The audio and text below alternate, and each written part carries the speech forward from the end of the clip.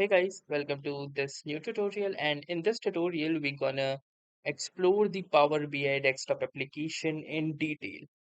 So in the previous video we saw how you can download the Microsoft Power BI and what it actually is. And in this video we're gonna explore a little bit things about it, what are tabs, how they are placed, and what are the specific operations that we can perform on the Microsoft Power BI. So without further ado, let's start. Okay, so once you launch your Microsoft Power BI, this is basically the interface that you can see right here.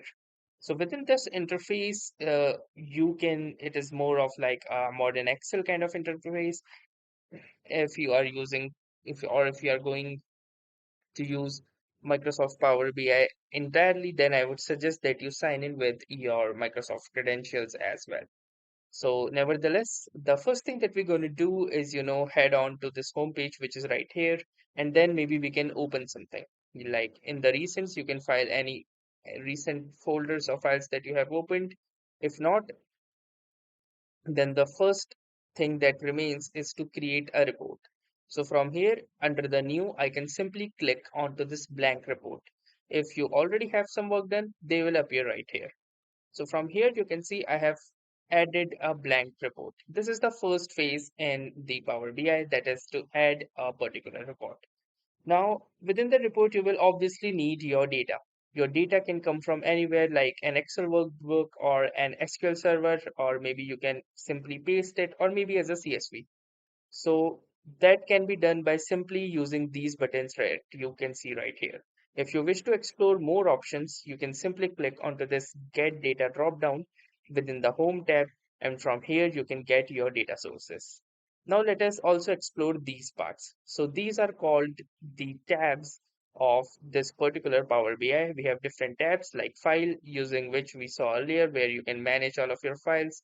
This is the Home tab, which consists of different types of groups within this ribbon, as you can see, like clipboard settings, getting data, Excel workbook, one lake catalog, SQL server. You can enter data by creating a new table by simply typing or pasting.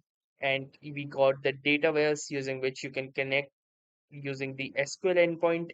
You can check out your recent data sources. You can transform data, like converting from one form to other. You can refresh your report, that is if the data set or the original data point change and you wish to redraw those numbers, then you can use refresh.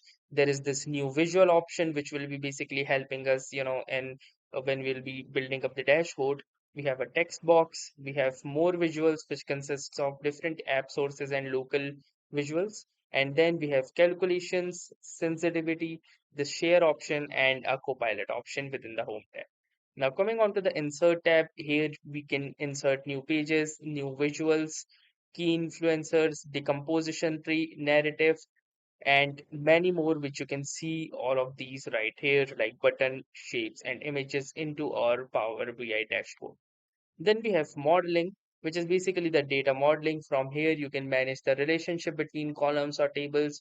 You can add new visual calibrations. You can add a new table, a column, new parameters, and many more things which are listed right here. Then we have the view tab, like the other Microsoft Office applications, where you can, apply different types of views, as you can see right here. So this is basically more of the visual tab, which we can see.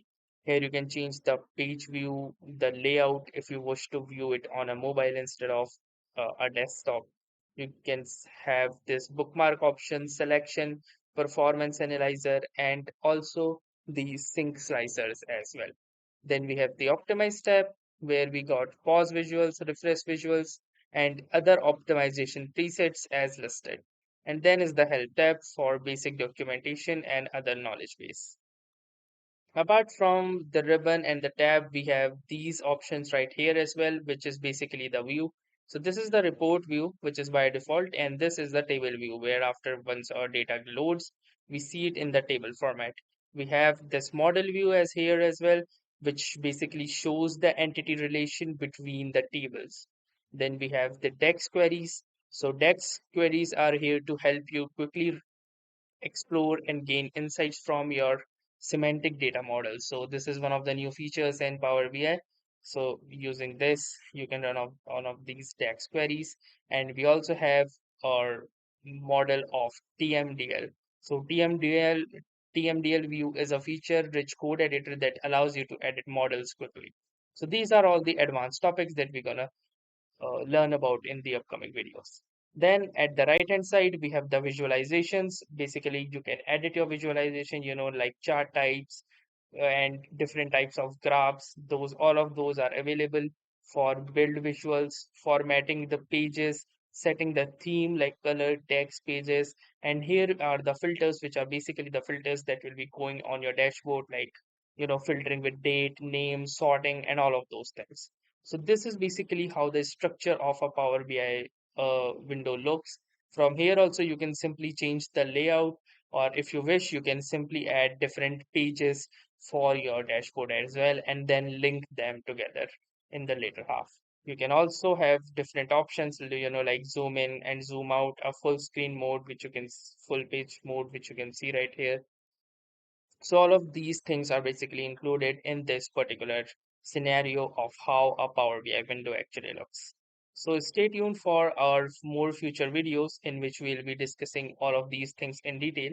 So that was all for this tutorial. I hope this video was helpful to you, and it would create a sense of better understanding in terms of Power BI.